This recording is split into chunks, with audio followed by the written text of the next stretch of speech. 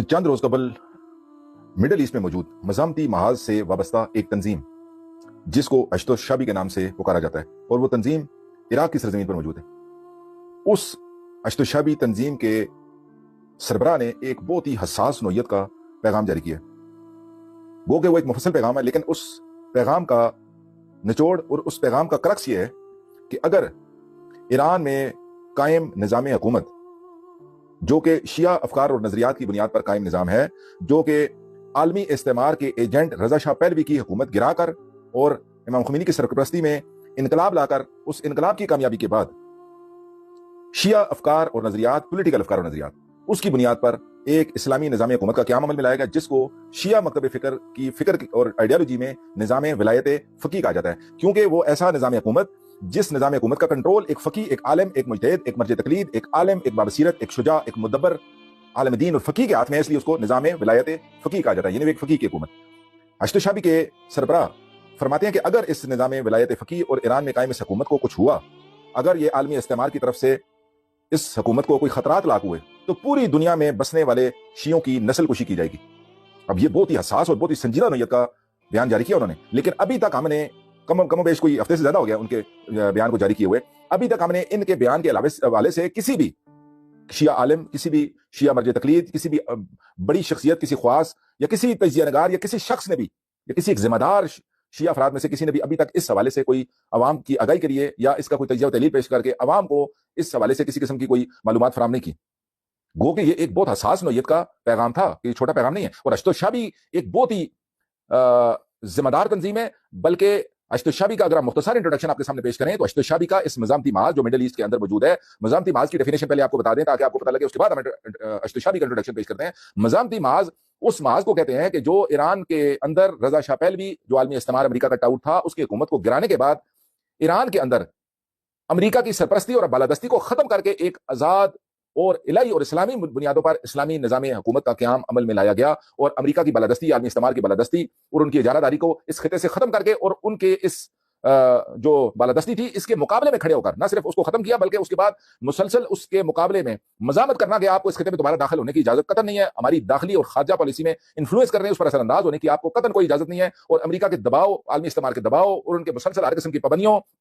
के बावजूद डट जाना, यह है मजामत। और इस मजामत के, इस मजामती नजरिए की वजह से मिडल ईस्ट में ईरान के इर्द गिर्द बसने वाले ममालिक में मौजूद अवाम ने बहुत गहरा असर लिया। न सिर्फ असर लिया बल्कि ईरान के इस निज़ाम हुकूमत के क़याम के बाद इस नजरिए को भरपूर तरीके से सपोर्ट किया और आलमी इस्तेमार को इस खिते से मार भगाने के लिए इस ईरान के मज़ामती नजरिए के साथ खड़े हो गए। और इस तरह इस मिडल ईस्ट के अंदर जो तंजीमें, जो ग्रोह या मुख्तलिफ ममालिक में बसने वाले जो अवाम ईरान के इस मज़ामती नजरिए के साथ खड़े हो गए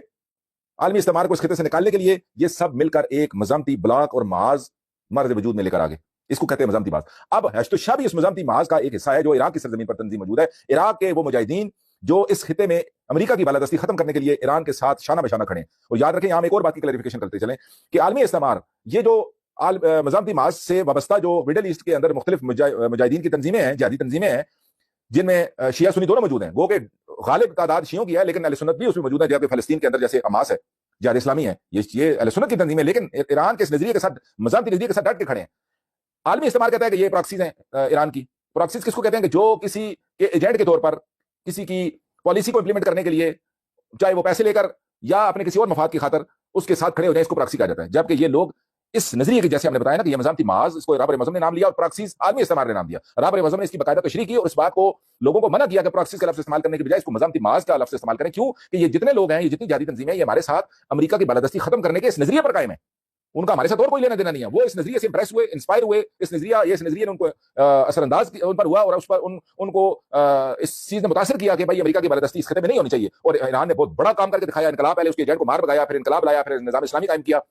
लिहाजा ये मज़ामती महाज है, ना कि प्रॉक्सीज है। अश्तोशाबी कौन है? अश्तोशाबी का इंट्रोडक्शन अब हम आपको बताते चले। अश्तोशाबी वो तंजीम है कि जो इराक की सरजमीन पर मौजूद ईरान के इस फिक्र और नजरिए के साथ, इस मज़ामती नजरिए के साथ भरपूर तरीके से न सिर्फ खड़ी है, बल्कि आलमी इस्तेमार के एक एजेंट और गुमाश्ते दाइश ने जब इराक और शाम पर हमला करके इन दोनों ममालिक पर कब्जा करने की, आलमी इस्तेमार की मनसूबाबंदी को इंप्लीमेंटेशन करने की कोशिश की, तो उस वक्त इराक के अंदर मौजूद शिया मर्ज तकलीद आयतुल्लाह उज़्मा सैयद अली सिस्तानी ने जब जिहाद का फतवा दिया दाइश को खत्म करने के लिए, तो ये वो अश्तोशाबी तंजीम थी कि जिनके जवान उठ खड़े हुए और उन्होंने दाइश को उस सरजमीन से मार भगाया।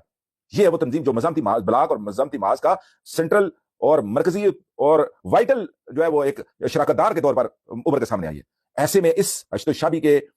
سربراہ کا بیان کتنی اہمیت کا حامل ہوگا یہ آپ خود اس بات سے اندازہ لگا سکتے ہیں کہ جو بذات خود اس مزامتی محاذ میں اسٹیک ہولڈر ہے وہ اس نظریے اور فکر کو مکمل طور پر سپورٹ کرتے ہیں. عالمی استعمار نے جب اب اس خطے میں اپنے ایجنٹ کی شکست کو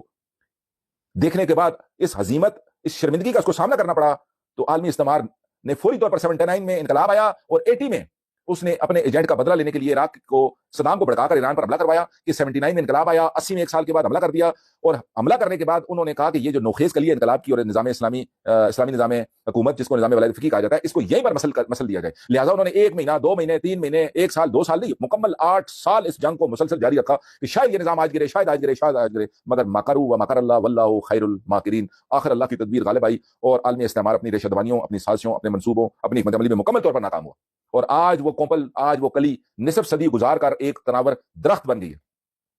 لیکن عالمی استعمار ابھی بھی اپنے زخموں کو چاٹ رہا ہے, ابھی بھی باز نہیں. ابھی 12 روزہ جنگ میں دوبارہ انہوں نے ایک دفعہ پھر اس صدی کی سب سے بڑے وسائل بروئے کار لاتے ہوئے, سب سے بڑی منصوبہ بندی حکمت عملی کو بروئے کار لاتے ہوئے اور سب سے جدید ترین جنگی ہتھیار ساز و سامان ڈرونز ٹیکنالوجی اور B-2 پتہ نہیں بمبار طیارے سب کچھ بروئے کار لاتے ہوئے انہوں نے ایک دفعہ پھر اس نظام کو کچلنے کی کوشش کی. لیکن مکروا و مکر اللہ واللہ خیر الماکرین, ایک دفعہ پھر اللہ کی تدبیر غالب آئی اور یہ عالمی استعمار کو دوبارہ اپنے زخموں کو چاٹنا پڑا. لیکن یاد رکھیں عالمی استعمار نے اس وقت جب 79 کے انقلاب کے بعد 80 میں حملہ کروایا اور 8 سال تک مسلسل جنگ کے ذریعے اس کلی اور کومپل کو مسل نہ سکا تو اس کے بعد اس نے دوسرے اپنے گماشتوں کے ساتھ مل کر اپنے الائز کے ساتھ مل کر بالخصوص برطانیہ کی MI6 ایجنسی نے اپنی حکمت عملی تبدیل کی کہ بھائی ڈائریکٹ جنگ آپ نے کر کے دیکھ لیا, کوئی آپ نے اس نظام کو نہ کرایا, اب اس نظام کو اندر سے گرانے کی کوشش کرو, ان کے اندر ایجنٹ پیدا کرو, ان کے اندر مخالفین پیدا کرو, فکری نظریاتی اختلافات کے لوگوں کو بڑھاوا دو. ایسے مرجع تقلید مجتہدین علماء پوری دنیا میں بسنے والے بالخصوص نجف اشرف کی فکر اور نظریے کو زیادہ سپورٹ کرنے کی کوشش کی گئی کیونکہ ان کے اسلامی نظام حکومت سے انقلاب سے اور نظام ولایت فقیہ سے پہلے کا فکری اور نظریاتی اختلاف موجود ہے اور آج تک موجود ہے. لہٰذا ان مجتہدین ان مراجع اس فکر کے لوگوں کو زیادہ سے زیادہ پروموٹ کیا جائے, چاہے وہ پاکستان کی سرزمین پر موجود لوگ ہوں, چاہے وہ عراق کی سرزمین پر ہو, ایران کی سرزمین پر ہو, یا اس پورے مڈل ایسٹ کے خطے میں جو لوگ نجف کے حوزے کے فکر اور نظریے سے متاثر لوگ ہیں ان کو زیادہ سے زیادہ سپورٹ کیا جائے اور ان کی اس فکری اور نظریاتی اختلاف کو بڑھاوا دیا جائے. اسی طرح مختلف سرزمینوں پر اس جگہ سے نجف سے عطا کے قوم کے اندر بھی آخری نظریہ پر انٹریٹ کر گیا. وہ لوگ جو نجف سے پڑھ کے آئے یا وہ لوگ جو نجف کے اساتید سے پڑھتے تھے اور قم چلے گئے کسی اتفاقی طور پر, پاکستان میں نجف کے اساتید سے پڑھتے تھے اور اس کے بعد پھر وہ قم چلے گئے, یا ان نجف کے اساتید کے ساتھ ان کی نظریاتی وابستگی تھی, اگر پڑھتے نہیں بھی تھے تو وہاں پر جب جائے گئے تو ان کے اندر وہ چیز نظریاتی اور فکری طور پر جو چیز انسان کی بنیاد میں یعنی بنیادی مدارس میں انہوں نے جو تعلیم حاصل کی وہ نجف اور قم کے علماء کے سرپرستی میں چلنے والے مدارس تھے. لہٰذا ان کے ذہنوں میں وہی انقلاب مخالف فکری اور نظریاتی طور پر ان کے دماغوں میں ڈالی گئی تھی. ہم یہاں چلتے چلتے تذکرہ کرتے ہیں کہ پاکستان میں علامہ سید جواد نقوی جنہوں نے ایک نجف کے ہی پڑھے ہوئے استاد سے جو نجف سے فارغ التحصیل تھے ان کے مدرسے میں پڑھنے کے بعد فارغ التحصیل ہونے کے بعد جب قم گئے تو انہوں نے مکمل طور پر اس قم کی انقلابی امام خمینی کی ایڈیالوجی کو قبول کیا, جس کی وجہ سے ان کے استاد مرتے دم تک ان کے ساتھ اس مخالفت میں اور ان کے ساتھ نہ صرف مخالفت بلکہ بھرپور طریقے سے ان کا نام سننا بھی پسند نہیں کرتے تھے. یہ ہم جو بات بتا رہے ہیں یہ کوئی خفیہ بات نہیں ہے, یہ حقائق ہیں, یہ تلخ حقائق ہے. ان کے سامنے نام لیا جاتا تھا حتیٰ کہ ایک دفعہ ان کے استاد کی ویڈیو وائرل ہوئی پاکستان میں جو موجود تھے, خدا گری کرم کرے, بزرگ تھے, ہم احترام کرتے ہیں, قابل احترام ہے, لیکن ایک فکری اور نظریاتی اختلاف کو بیان کرنا عوام کی آگاہی کے لیے ضروری ہے کیونکہ نظام اسلامی کی بقا کا مسئلہ ہے. اشد الشعبی نے جیسے بتایا یہ جو ولایت جس کے بارے میں آپ علماء سے سنتے ہیں یا ذاکرین سے سنتے ہیں کہ آپ کے ولایت اگر آپ نے علی کی ولایت کو قبول کیا تو آپ کے تمام گناہوں کو جلا کر رکھ دے گی. آپ جتنے بھی گناہگار آپ کے اگر ریت کے ذروں کے برابر بھی اگر آپ کے گناہ ہے تو اگر اپنے ولایت علی اگر آپ نے اس کو تھام کے رکھا تو آپ نجات پا جائیں گے. تو ولایت علی کیا وہ محبت کی صرف محبت ہے اس کا ایک اینگل ہے. دوسرا ولایت علی سے مراد وہ پورا نظام ہے جو علی علیہ السلام کے لیے سے آغاز کر کے رسول خدا نے من کنتم مولا فاز علی مولا کی صورت میں دیا تھا. اور خدا کی قسم یہ روایت ہماری سوچ اور فہم ادراک اور ریسرچ کے مطابق 100% یہ درست بات ہے کہ اگر آپ نے اس نظام حقیقی معنوں میں اگر معاشروں کے اندر اسلامی نظام حکومت نظام ولایت اور امامت کو تھامے رکھا اور آپ اگر کتنے بھی گناہگار کیوں نہیں ہیں خدا کی قسم خدا آپ کی بخشش کرے گا. لیکن اگر آپ تہجد گزار ہیں, نمازی ہیں, سب کچھ ہیں, لیکن اپنے اوپر یزیدیت کا نظام ہے اور آپ اس نظام کی طرف کوشش ہی نہیں کرتے اس نظام کو بپا کرنے میں یا کہیں جہاں کہیں نظام قائم ہے اس کو مضبوط کرنے کے لیے آپ کوشش نہیں کرتے, اللہ کی قسم آپ کی کبھی بخشش نہیں ہوگی. روایات آپ پڑھ کے دیکھ لیں کہ ایک شخص ہجرت اسود کی ساری زندگی ہجرت اسود کے بوسے لیتا رہے, مقام ابراہیم پر نمازیں پڑھتا رہے, خانہ کعبہ کے طواف کرتا رہے, لیکن اگر اس کے دل میں ولایت علی موجود نہیں ہے تو اس کی کبھی بخشش نہیں ہوگی. تو ولایت علی سے مراد صرف کیا یہ محبت علی ہے ولایت؟ نہ, ولایت علی سے مراد حکومت علی, سرپرستی علی, نگرانی علی کی نگرانی. اور یہ صرف ذات علی کی نگرانی کی بات نہیں, ذات علی کی سرپرستی کی بات نہیں. ولایت علی سے مراد تسلسل نظام امامت اور ولایت ہے. یہ ہے اس کی حقیقی تفسیر جو کہ علماء خود کیونکہ جو فکری اور نظریاتی طور پر اس سے اختلاف کرتے ہیں لہذا وہ اسی تک ایک بند اور قید الفاظ کے اندر لوگوں کو صرف اس تک بتاتے ہیں. خدا کی قسم اس ولایت علی سے مراد یہ پورا نظام ولایت اور امامت ہے جس کا آغاز رسول خدا نے من کنتم مولا فاز علی مولا کہہ کے غدیر خم کے مقام پر کیا تھا. ولایت علی علی کی حکومت، ولایت علی امام حسن کی حکومت، ولایت علی امام حسین کی حکومت، ولایت علی 12 امام کی حکومت، ولایت علی 12 اماموں کے بعد ان کی نیابت میں ان عالم عادل شجاع بابصیرت فقی اور عالم دین کی حکومت. یہ ہے. اگر آپ نے اس کو تھام لیا اور اگر آپ نے اس کو تھام لیا تو خدا کی قسم خدا آپ کو ہر صورت بخشے گا چاہے آپ کتنے گنہگار ہو. اور اگر آپ نے اس کو نہ تھاما، معاشرتی طور پر اگر آپ نے انسانوں کو نجات دینے کے لیے اللہ کے اس نظام کو قائم کرنے کے لیے کوشش نہ کی، آپ کتنے متقی کو نہ خدا آپ کو جہنم میں ڈالے گا. یہ بات بالکل ان روایات سے مستند شدہ بات ہے. ایسے میں ان MI6 کے ایجنٹوں نے کہا کہ اس نظریے اور فکر جس نے ہمارے عالمی عالمی ایجنٹ کو شہنشاہ ایران کو مار بگایا وہ امام خمینی کی ذات نہیں تھی، امام خمینی کی فکر تھی. لہٰذا وہ امام خمینی کے صرف دشمن ہوتے تھے، امام خمینی دنیا سے رخصت ہو گئے. ان کو پتا تھا کہ امام خمینی نے اس فکر کے ذریعے اس ہمارے کو معاشرے کو گرایا. لہٰذا ہم نے اس پر جنگ تھوم کے دیکھ لیا. امام خمینی کے بعد امام خامنائی نے اس نظریے کو تھاما. انہیں پتا لگ گیا کہ خمینی کے بعد خامنائی اور اب امام خامنائی کے بعد بھی اگر یہ فکر اور نظریہ قائم رہا تو ہم یہ لوگوں کو مار کر کچھ بھی حاصل نہیں کر سکتے. لہٰذا انہوں نے سوچا، حکمت عملی بدلی، سازش بدلی. کیا کیا کہ اب اس فکر اور نظریے کے اندر جہاں فکری نظریاتی اختلاف ہے ان کو بڑھاوا دو، اور وہ لوگ جو اس انقلابی نظریے اور فکر سے جو تشیع کی حقیقی روح ہے اس سے تھوڑی سی بھی مخالفت، تھوڑی سی بھی اختلاف رکھتے ہیں، ان کو بڑھاوا دو. مثال چلتے چلتے ہم آپ کو دے دیں، پاکستان کی سرزمینوں پر انہی لوگوں کو باقاعدہ شیعہ علماء کو حقوق کے نام پر دھوکہ دیا گیا. ان کو کہا گیا کہ جی آ جائیں، ہم تو جناب دیکھیں آپ کو امریکہ کی بالادستی سے جو ہے وہ آزاد کروائیں گے. عوام کو یعنی بالخصوص شیعوں کو ٹریپ کرو تاکہ یہ اس فکر اور نظریہ اگر یہ اس کی طرف راغب ہو گئے، اگر یہ اس اکثیر نسخے، اگر یہ اس راز کو پا گئے جو خمینی شکن نے یہ راز عملی طور پر کر کے لوگوں کو بتایا، پریکٹیکل کر کے دکھایا، لہٰذا ان کو ان چکروں میں ڈالو، حقوق کے چکر میں ڈالو، ان کو ان نشوں میں ڈالو، ان کو وعدوں میں، ان کو دنیاوی حقوق مفادات اس چکر میں ڈالو. اور دوسری طرف ان لوگوں کو، بزرگوں کو اور بزرگ بنا کے پیش کرو، ان کی تعریفیں کرو، اور رابر کے مقابلے میں، نظام کے مقابلے میں کھڑے ہونے والے لوگوں کو زیادہ سے زیادہ سپورٹ کرو. اور آپ دیکھیں مثلا آپ صادق شرازی گروہ، اس طرح اور بہت سارے لوگ MI6 کے ایجنٹ، وہ جو ٹیٹو علامہ ٹیٹو صاحب اور اس طرح کے وہ لوگ، یعنی جس شخص کو اگر آپ فکری اور نظریاتی طور پر رابر کے مخالف کھڑا ہوا دیکھیں، رابر کے مقابلے میں بولتا ہوا دیکھیں، ممبروں پر رابر کے خلاف تقریریں کرتا ہوا دیکھیں، اشاروں کرایوں میں بھی سمجھ جائیں کہ یہ باقاعدہ طور پر MI6 اس کے پیچھے کار فرمایا. یہ نہیں کہ MI6 اس کو کاٹ دیتی ہے، اس کو خود بتاتی ہے کہ آپ ہمارے ایجنٹ ہیں اور آپ اپنے شیعہ افکار اور نظریات کے اس انقلابی فکر اور نظریے کے خلاف کام کریں، بلکہ ان کو کبھی کہتی ہے ہم آپ کو نیشنلٹی دیں گے، کبھی ان کو جو چاہتا ہے اس کو اس حوالے سے ٹریپ کر کے لایا جاتا ہے کہ ان کو وہاں تعریفیں کی جاتی ہیں، آپ تو بڑے زبردست بندے ہیں. یعنی لگے ہاتھوں ہم آپ کو ایک مرجع تقلید جو عراق میں موجود ہیں، جنہوں نے رابر معظم کے مخالف سمت میں ایک فتویٰ زنجیر زنی کے حوالے سے، فتویٰ بے پناہ لوگ ہیں، بے شمار لوگ ہیں جنہوں نے رابر کے مخالف سمت میں فتویٰ دیا ہوا کہ زنجیر زنی جائز ہے، لیکن انہوں نے ایک جو ادبی طریقہ ہوتا ہے یا ایک ایکسپرٹ کا جو اوپینین ہوتا ہے، ایک اپنا اوپینین دیا، آپ اس سے باہر نہیں ہوئے، چھلانگیں نہیں لگائیں، آؤٹ آف کنٹرول نہیں ہوئے. رابر کا نام سن کر، اس فتوے کو دیکھ کر ایک ڈاکٹر کا اگر کسی کوئی مریض بیمار ہوتا ہے اور وہ بیماری کے بعد کسی ڈاکٹر کے پاس جاتا ہے اور اس کا نسخہ کارگر نہیں ہوتا، وہ دوسرے ڈاکٹر کے پاس جاتا ہے تو وہ ڈاکٹر اس پہلے ڈاکٹر کا نسخہ پڑھ کے کبھی چھلانگیں مارتا ہوا دیکھا ہے، کبھی اس ڈاکٹر کو اتار و تشنیع کرتا ہوا دیکھا ہے، کبھی اس مریض کو غصہ اس ڈاکٹر پہلے پر کرتا ہوا دیکھا ہے کہ یہ کیسا ڈاکٹر ہے، اس نے تمہیں کس قسم کی دوائی دی ہے، جا کے اس کو بتاؤ کہ یہ دوائی تم خود کھاؤ. کیا ایسا دیکھا نہیں؟ وہ کہتا ہے بھائی اچھا آپ نے یہ نسخہ لیا، اب آپ یہ دوائی لیں.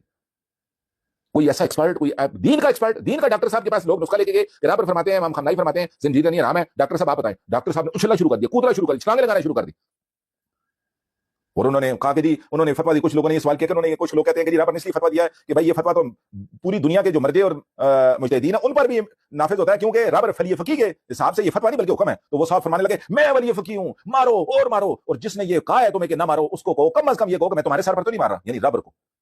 ان صاحب کے پاس باقاعدہ امریکن ایمبیسی کے لوگ، امریکہ کا وفد گیا اور ان کو جا کے کہا ہو جی ماشاءاللہ آپ کی تدبیر، آپ کی بصیرت، آپ کا علم، آپ کے تقوی کے تو ہم قائل ہو گئے. باقاعدہ طور پر یہ ان کے اپنے پیجز پر اور پوری دنیا کے سوشل میڈیا پر یہ خبریں چھپی اور انہوں نے خود خوشی سے اظہار کیا اس بات کا. یعنی ان کا طریقہ کار، ہم یہ نہیں کہہ رہے خدا نخواستہ یہ ان کے ایجنٹ ہیں، لیکن وہ ان کی سادہ لوئی، ان کی بے بصیرتی، ان کی بے وقوفی، ان کی نادانی، یا ان شیعوں کی یا مختلف سرزمینوں پر شیعہ افکار و نظریات کے لوگوں کو انقلابی فکر سے ہٹانے کے لیے ان کی تعریفیں کر کے ان کی سادہ لوئی سے فائدہ اٹھاتے ہیں، ان کو بھڑکاتے ہیں اور یہ لوگ بھڑکتے ہیں پھر. لہذا پوری دنیا کی سرزمینوں پر موجود ان علماء سے متمسک رہیے جو انقلابی ہیں، جو خمینی کی فکر سے، امام خامنائی کی فکر سے، حقیقی ٹرو اسپرٹ آف جو تشیع ہے، پولیٹیکل آئیڈیالوجی، اس کو جانیے، اس ولایت کو جانیے کہ جس سے متمسک ہونا آپ کی ہر گناہ کو ختم کر دے گا اور آپ کو جنت سے ہمکنار کر دے گا.